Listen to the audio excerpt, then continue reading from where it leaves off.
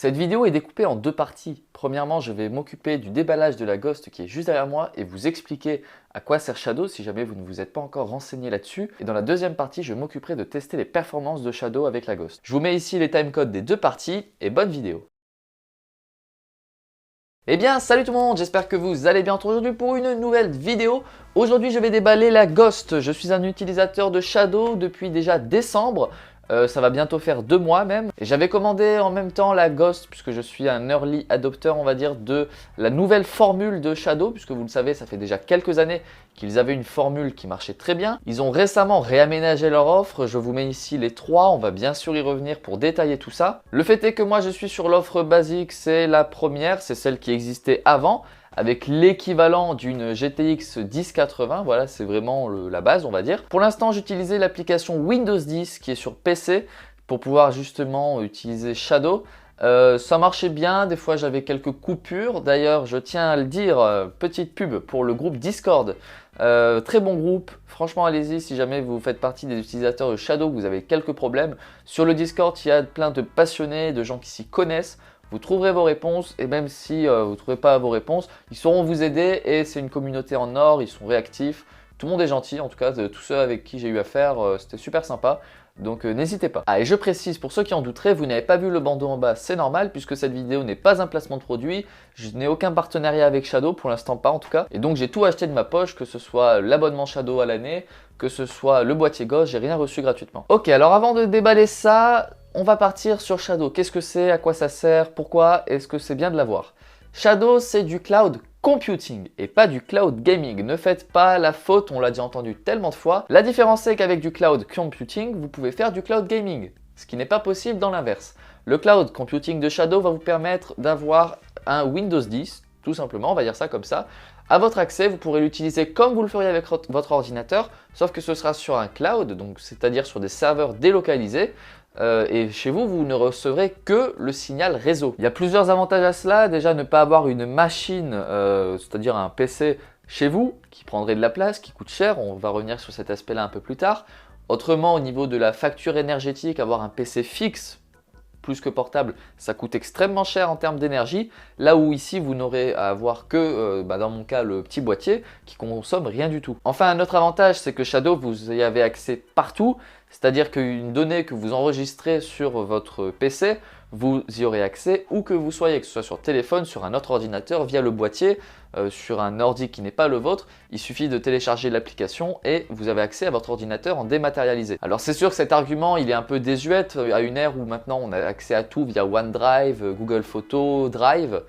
Ah, c'est sûr que voilà. Mais en tout cas, en ce qui concerne principalement le cloud gaming que vous pouvez faire sur Shadow, c'est très avantageux puisque du coup vous pouvez retrouver votre bibliothèque Steam partout. Mais ce n'est pas un problème puisque vous n'utiliserez donc pas votre connexion à vous, chez vous, mais la connexion de Shadow qui se situe dans leurs serveurs qui ont un très bon accès réseau et donc vos jeux vous les téléchargez en quelques minutes à peine. Sur le plan financier, Shadow c'est très économique si en tout cas vous prenez comme moi l'offre de base.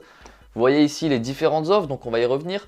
Tout va être en termes de composants qui va justement venir dans chaque offre. Ça dépend si vous voulez une offre normale comme celle que j'ai prise où vous avez déjà accès à une GTX 1080, ce qui est incroyable, pour la modique somme de 13 €. La même formule qui avant, je le rappelle, était à 29 €. Donc ça fait quand même une belle baisse de prix par rapport à l'ancienne offre. Et si jamais vous voulez plus, comme vous pouvez le voir, il y a plus de formules qui offrent des meilleurs composants, notamment la RTX 2080 Ti. Donc là, c'est vraiment le summum, enfin l'équivalent en tout cas chez Shadow. Shadow, dans la configuration de ses serveurs, ne va pas utiliser les mêmes cartes graphiques ou les mêmes processeurs que nous en tant que particuliers. Ils ont des processus adaptés à leurs besoins, ce qui fait que nous, ça ne change rien au niveau de notre ressenti, de notre jeu, mais pour eux, ça leur permet de faire des économies ou en tout cas de faire en sorte que chaque élément s'emboîte le mieux avec les autres pour pouvoir faire du cloud computing. Si vous prenez la dernière offre, celle où vous avez tout, vous aurez accès justement à un PC du futur. C'est le best que vous pouvez faire actuellement. Ça coûte beaucoup plus cher forcément par mois. Mais là, vous avez accès à un super PC qui, si vous le montiez vous-même en tant que PC fixe, je ne veux pas trop m'avancer puisque je m'y connais pas trop non plus en termes de PC fixe, mais ça doit monter facilement à 2000 € je dirais. Dites-moi en commentaire, mais je dirais par là 2000, 3000 peut-être si vous vous débrouillez mal en faisant des bonnes affaires. Mais voilà en tout cas ce que ça vaut. Un autre point que j'aimerais vous souligner, c'est au niveau de l'espace de stockage. Sur Shadow, vous avez de base 250 Go d'espace de stockage qui vous sont alloués sur un SSD. Si vous voulez plus, il faudra passer à la caisse. Tous les espaces de stockage supplémentaires vous sont facturés. D'autant plus que petit point noir sur le tableau, ce sera du HDD et non pas du SSD. C'est vrai que je ne comprends pas trop pourquoi est-ce qu'on passerait sur du HDD, mais en même temps je me dis que vu la vitesse en dehors de ça de toute la machine, peut-être qu'il n'y avait pas besoin de SSD. Bon, peut-être qu'avec l'avenir aussi ils vont remplacer tout leur HDD. En tout cas pour l'instant je n'ai pas vu de choses qui parlent de ça. Bon, très bien, je pense vous avoir lissé les contours de ce que c'est Shadow. Maintenant on va passer au vif du sujet. La boîte qui est juste là. Alors la Ghost qui arrive sur le marché depuis déjà quelques temps. Ils avaient eu quelques problèmes de stock, notamment avec la demande. Et j'ai enfin reçu la mienne après 2 mois de précommande. L'ancêtre de la Ghost, c'était la Shadow Box, qui aujourd'hui est toujours sur le marché. Plein de gens l'utilisent. Mais elle a été remplacée par cette Ghost qui est plus polyvalente, qui est aussi plus performante selon les dires de la marque. Alors j'ai reçu le colis, ça pèse pas lourd mais un petit peu quand même. Ok, alors on est parti pour déballer ça.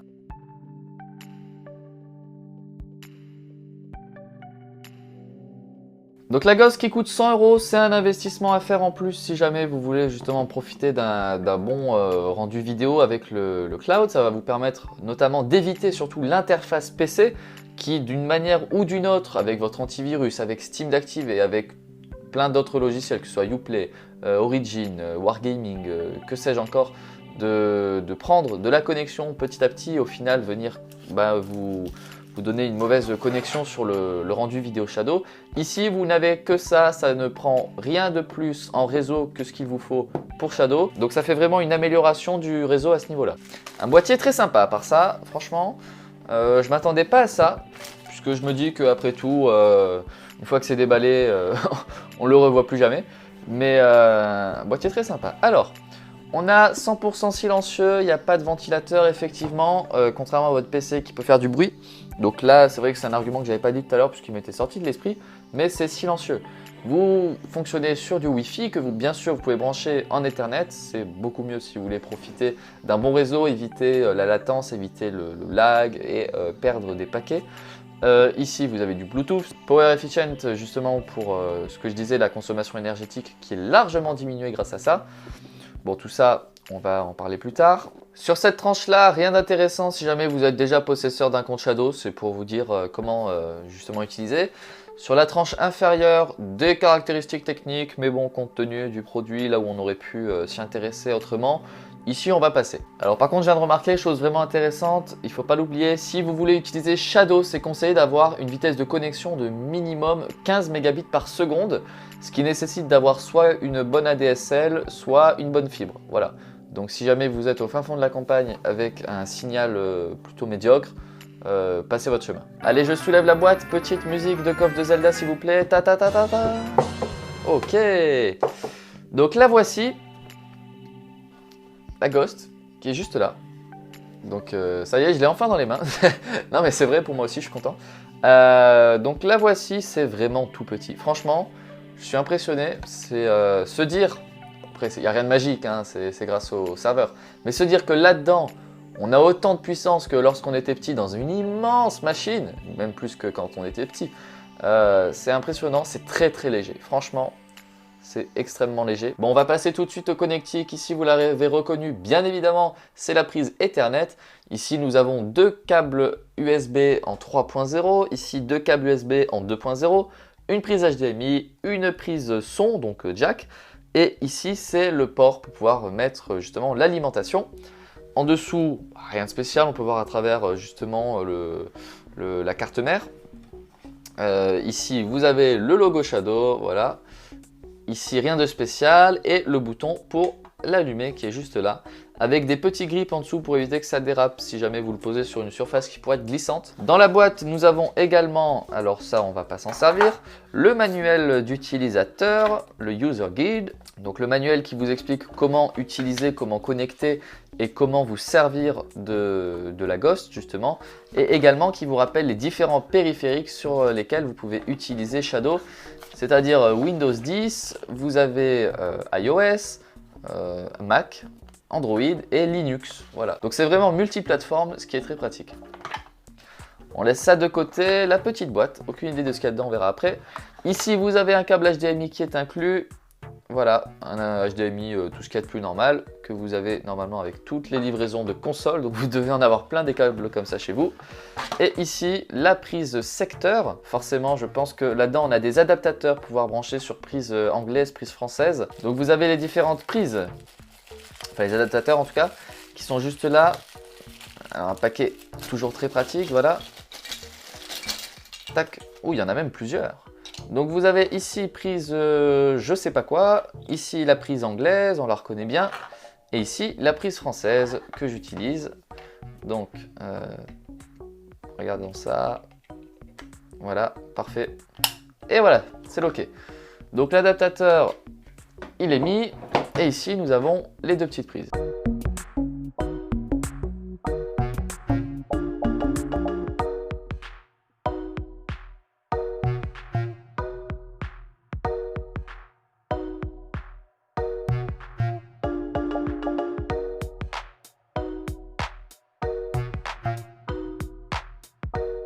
Ok, maintenant que le déballage est terminé, on va pouvoir passer au test de la petite bête pour voir ce qu'elle a dans le ventre. Je précise que chez moi, je suis fibré avec une connexion qui va jusqu'à 700 mégabits par seconde.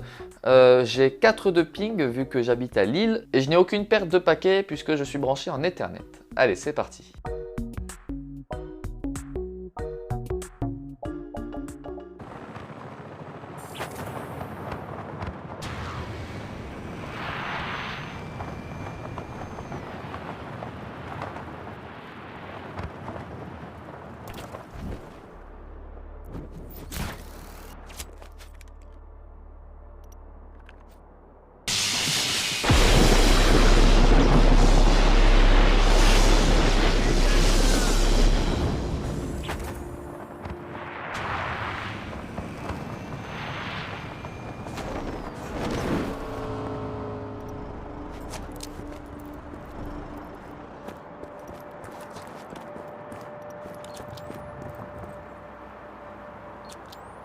C'est parti.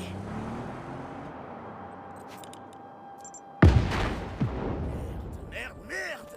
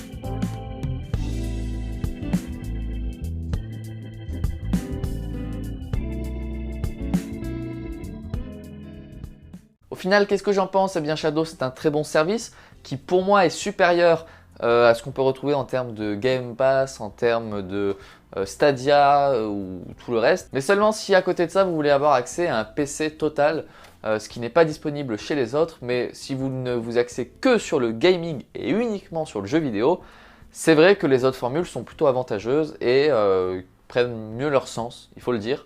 Si jamais vous voulez un vrai PC, encore une fois, les autres formules ne le permettent pas. Je vous mets dans la description mon code FILLEUL si jamais vous voulez acheter une box Shadow. Ça vous offre plusieurs avantages et moi ça m'aide, donc on va pas s'en priver. Et on se retrouve en mars. On est exactement au 9e jour de confinement, puisque oui, à part mes cheveux qui ont poussé, il y a aussi ça qui a changé depuis décembre. Pourquoi je vous fais cette vidéo? Puisque on est 4 mois après justement ma première expérience avec Shadow. Maintenant je peux vous donner un vrai retour, un vrai avis sur ce que je pense du service. Eh bien personnellement, je vois plein de commentaires sur le Discord, le fameux dont je vous parlais déjà il y a 4 mois, de gens qui ont des problèmes avec Shadow, des problèmes que des fois je peux aussi avoir. En revanche, tout ce qui concerne le lag, tout ce qui concerne vraiment hein, la souris qui se décale avec beaucoup trop de latence, tout ça je ne l'ai pas. Donc dans mon cas, l'utilisation est parfaite. À petite parenthèse, si vous demandez pourquoi est-ce que je tiens le téléphone à la main, tout simplement puisque mon adaptateur pour le trépied, je l'ai perdu. Et vous imaginez bien que dans le contexte sanitaire actuel, je pense pas qu'un adaptateur ce soit la priorité, hein, on est d'accord. Du coup, Shadow c'est vraiment un service que je vous recommande si jamais vous voulez vous lancer dans l'expérience du cloud computing ou du cloud gaming, hein, on va se limiter à ça pour l'instant. Autre chose, les vidéos que vous avez vues du test des performances en jeu, voilà. Tout ceci a été tourné aujourd'hui, je le fais en même temps. Ça n'a pas été tourné il y a longtemps, je voulais pouvoir paramétrer ne serait-ce que GeForce Experience, plein de petits trucs pour justement bien faire. Puisque j'ai pas forcément l'habitude de faire ça, je suis pas trop touche à tout avec ça. Donc il y a deux choses à prendre en compte là-dedans. La première chose, c'est qu'on est actuellement dans une période où les serveurs de Shadow sont vraiment saturés. Il y a des gros problèmes qu'on a pu expérimenter il y a une semaine, ils ont réussi à les régler. Mais franchement, je pense pas que tout ceci puisse être réglé aussi facilement. Donc il y a forcément un petit peu plus de latence, moi-même je le ressens, des fois je n'arrive tout simplement pas à me connecter. Ne serait-ce qu'en début de semaine dernière, on a pu tous expérimenter ça sur le Discord, on s'est rendu compte que il y avait plus de place. Puisque tout le monde se jetait, puisque tout le monde est chez soi. Et du coup, les serveurs étaient complètement saturés. Pour l'instant, le problème a été plus ou moins résolu. Maintenant, j'arrive à me connecter comme ça. Mais en attendant, c'était une bonne expérience de pouvoir justement vous filmer ça pendant une période de crise pour Shadow où ils sont vraiment acculés de tous les côtés. Les serveurs sont surpeuplés. Et justement c'est une bonne chose plutôt que même de vous tester ça en conditions normales. Comme ça vous voyez les pires conditions, c'est pas mal. Autre chose, dites-vous bien que lorsqu'on enregistre un écran comme je l'ai fait, ça mange toujours un petit peu de FPS. L'exemple le plus parlant que j'ai, c'est sur League of Legends. Que je vous ai montré, on tournait aux alentours des 170 FPS. Alors que sur le jeu, sans capturer l'écran, je suis toujours aux alentours de 270. Donc ça enlève quand même beaucoup d'FPS. Mais bon, après on chipote puisque sur des jeux comme Just Cause 3 ou je sais plus d'autres que je vous ai montré, si Assassin's Creed, là ça changeait pas grand chose franchement. En tout cas voilà, j'espère que cette petite rallonge vous aura rassuré puisque j'avais pu vous donner mon avis longtemps après, à 4 mois d'utilisation. Je pense que je peux enfin vous donner un véritable avis. Sur ce, on se dit à très bientôt, bon confinement, prenez soin de vos proches, comme l'ont dit beaucoup de youtubeurs, comme vous l'avez vu, prenez soin de vous et surtout restez chez vous, voilà. Et surtout j'adore toutes les petites initiatives qu'on peut voir par-ci par-là, notamment de Jamie Gourmand qui tous les jours sort une petite vidéo sur son Twitter. N'hésitez pas à aller voir ça si vous n'avez pas encore vu. Voilà, je fais de la pub pour quelqu'un qui n'a pas besoin de pub finalement, je pense que c'est plutôt pas mal. En tout cas voilà, prenez soin de vous et à bientôt, bye bye.